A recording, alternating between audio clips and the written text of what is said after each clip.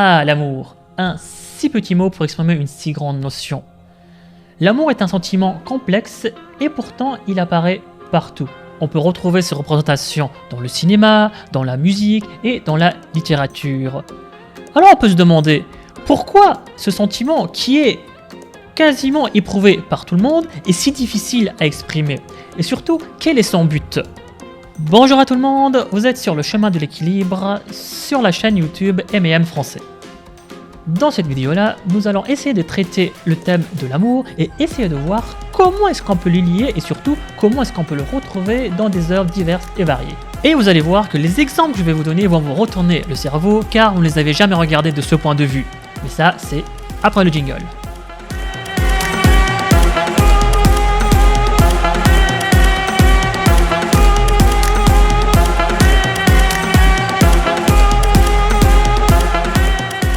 De manière générale, l'amour est désigné comme un sentiment très fort où l'amoureux recherche une proximité physique, intellectuelle ou bien imaginaire avec l'objet dont il est amoureux. Nous avons donc ici l'idée que l'amoureux cherche perpétuellement la proximité avec la chose aimée. Ainsi, tous les sens et les facultés de l'amoureux sont tournés vers l'être aimé. Nous avons ici l'idée que l'amoureux veut toujours être proche de l'être aimé. Ainsi, tous les sens et les facultés de l'amoureux sont tournés uniquement vers l'être aimé. Si l'objet de l'amour est une personne, il va vouloir également être aimé. L'amoureux va donc tout faire pour obtenir la satisfaction, l'affection de l'être aimé.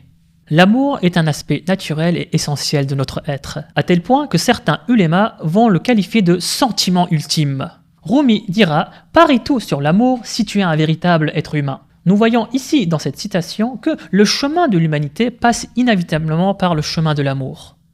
On ne peut pas être qualifié d'humain si on est incapable d'aimer. En effet, le chemin de l'amour est la voie la plus sûre et la plus directe qui mène à la perfection humaine. Mais l'amour n'est pas une chose facile à expliquer. Dans le Mesnavi, Rumi va expliquer l'amour par ces vers suivants. Tandis que la plume se hâtait pour écrire, elle s'est brisée dès qu'elle est arrivée à l'amour. Quoi que je puisse dire, quand j'arrive à l'amour lui-même, j'ai honte de mon explication.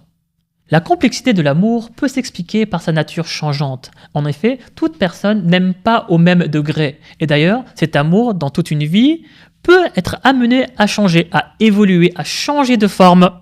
Mais dans tous les cas, ce sentiment est bénéfique et nous fait gagner des outils pour accéder et comprendre le divin. En gros, on peut trouver dans l'évolution de l'amour 3 grandes étapes. Première étape, l'amour physique. La personne s'attache à une personne ou un objet. Ensuite vient l'amour des valeurs. En s'attachant à la personne ou un objet, la personne se rapproche des valeurs que représentent ces éléments-là. Et enfin, l'amour du divin qui est l'étape ultime à atteindre pour tout bon croyant.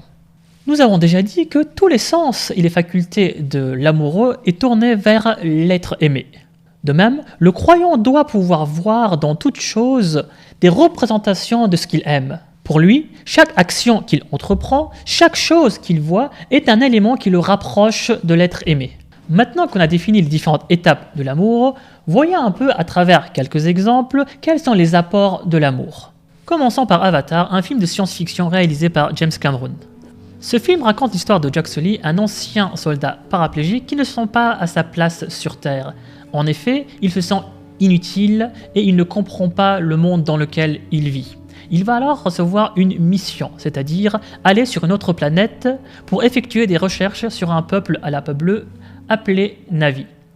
Cette mission est une bénédiction pour Jack Sully, car maintenant il va pouvoir servir à quelque chose, il va s'éloigner de ce monde qu'il ne comprend pas et surtout, il va pouvoir remarcher en injectant son esprit dans un corps créé artificiellement et qui ressemble au Na'vi. Sur cette planète, il va faire la rencontre d'une Na'vi femelle appelée Neytiri et il va se rapprocher d'elle.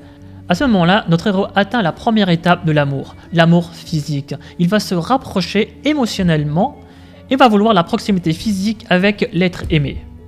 Par la suite, cet amour va évoluer. En effet, en aimant une personne, Jack Sully va commencer à aimer la nature des Na'vi et il va adopter leur culture. Et à la fin du film, il va enfin atteindre l'étape ultime qui est l'union avec le divin, où nous avons une scène où il va s'unir à Eywa, l'arbre divin qui est sur Pandora. Ici, on peut s'attarder un peu sur la signification du mot Pandora. En effet, Pandora est un mot grec qui signifie celui qui donne tout. Jack Sully fait un voyage vers Pandora. Donc on peut très bien se dire que Avatar raconte l'histoire d'un homme qui fait un voyage vers celui qui donne tout, et donc Dieu. Dans la catégorie des grands amours, des grandes histoires d'amour, on peut citer Roméo et Juliette. Dans cette pièce de théâtre écrite par Shakespeare, on nous raconte l'histoire de deux jeunes gens qui sont fous amoureux l'un de l'autre. Mais il y a un problème. En effet, les deux familles sont en rivalité, voire même ils se détestent au tout au point. À la fin de l'histoire, ces deux familles se réconcilient, mais en échange d'un grand sacrifice. En effet, l'histoire se termine par la mort de Roméo et Juliette. Dans cette histoire, on peut voir l'importance et l'utilité de l'amour. En effet, l'amour devient un sentiment qui réunit les gens et apporte la paix. C'est grâce à l'amour que nous pouvons avoir la paix dans le monde. Nous pouvons aussi trouver de grandes histoires d'amour dans l'Orient avec l'histoire de Leïla et Majnoun. L'histoire de Majnoun et Leïla est un très bon exemple pour comprendre l'élévation de l'âme vers le divin. En effet, dans cette histoire, l'amour terrestre qu'éprouve Majnoun pour Leïla se transforme en un grand amour proche de l'amour divin. Majnoun et Leïla, c'est l'histoire de Qaïs, un jeune homme qui tombe amoureux de Leïla. Mais cet amour, comme dans Roméo et Juliette, n'est pas très bien vu. En réponse à cet amour interdit, Qaïs va devenir fou et va s'exiler dans le désert, à tel point que les gens qui le voient vont l'appeler Majnoun. Majnoun qui signifie fou dans la langue arabe. Grâce à son amour, Majnoun arrive à élever son âme pour accéder à l'amour divin. En effet, dans le désert, il ne voit que les représentants de Leïla partout. Il vit pour Leïla, il respire Leïla. Son moi et son existence s'effacent face à l'amour qu'il éprouve envers Leïla. Il n'est plus de ce monde, il vit dans un autre monde. Lorsqu'il se fait malmener par un homme qui lui reproche de passer devant lui pendant qu'il faisait sa prière, Majnoun répondra « Mon amour envers Leïla est tellement fort que je ne t'ai même pas remarqué. Et toi, ton amour pour Dieu est tellement faible que tu m'as vu passer ?» À la fin de l'histoire, Leïla retrouve son amoureux dans le désert. À ce moment-là, Majnoun lui dit « Leïla est en moi, toi qui es-tu ?» Ici, on se rend compte que Majnoun a transcendé le physique de ce monde. Il n'a plus besoin d'un objet physique puisque dans son monde intérieur, il a réussi à atteindre la perfection de son amour. Dans cette histoire, si on se tient seulement aux apparences, l'histoire de Leïla et Majnoun n'est qu'une histoire d'amour parmi tant d'autres. Mais en réalité, l'histoire de Leïla et Majnoun est une histoire métaphorique. L'amour de Majnoun envers Leïla représente en réalité l'amour divin. Parlons aussi de Vegeta, le rival éternel de Son Goku dans le manga Dragon Ball. Donc ici de l'imaginaire fertile d'Akira Toriyama, ce personnage dans ses débuts fait partie des ennemis du héros. En effet, Vegeta est un personnage orgueilleux, sans pitié, qui n'hésite pas à tuer des personnes, y compris ses alliés. Par la suite, au contact d'une humaine, il va changer. En effet, l'amour qu'il porte envers sa bien-aimée va faire qu'il va adopter le point de vue des humains. Donc, il va s'ouvrir à la culture humaine et s'adoucir petit à petit.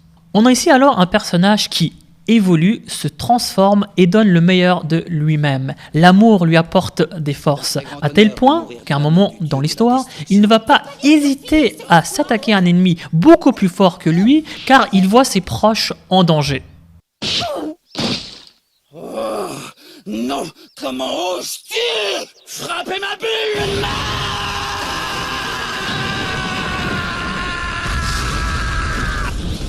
Tu vas me le payer!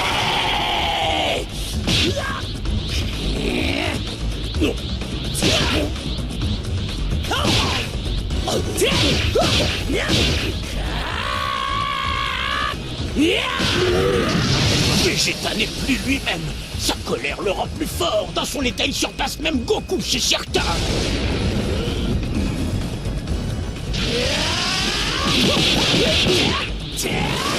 Prends ça!